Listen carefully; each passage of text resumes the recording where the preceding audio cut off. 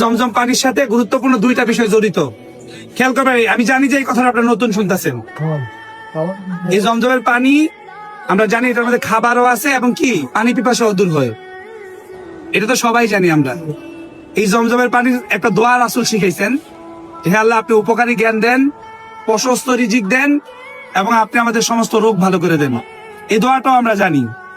এখানে একটা কথা আছে আমার, যখন বলবো যে আল্লাহ আপনি আমার রোগ ভালো করে দেন, সমস্ত রোগ, ওই ক্ষেত্রে নিয়ত করবে যে আল্লাহ আমার কলবের রোগ, ভিতরে যে দুষ্টমি করে গুনাহ করে যে রোগ করছি এটাও ভালো করে দেন, আমার শরীরের রোগও ভালো করে দেন।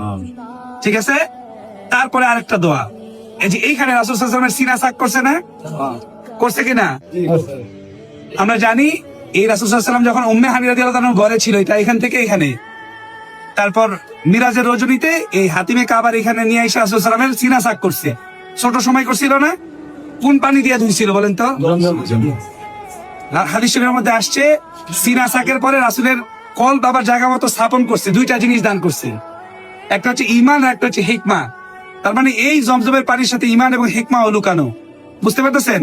তাহলে এইভাবে দোয়া করেন যে আল্লাহ উপকারী জ্ঞান দেন, প্রশস্ত রিজিক দেন, শরীরের ভিতরের কলবের রোগ এবং শরীরের রোগ ভালো করে দেন, ঈমান এবং হিকমা দান করেন। দোয়ার দেখছেন পাওয়ার কত হবে এটার? এবার খান বিসমিল্লাহ বলে।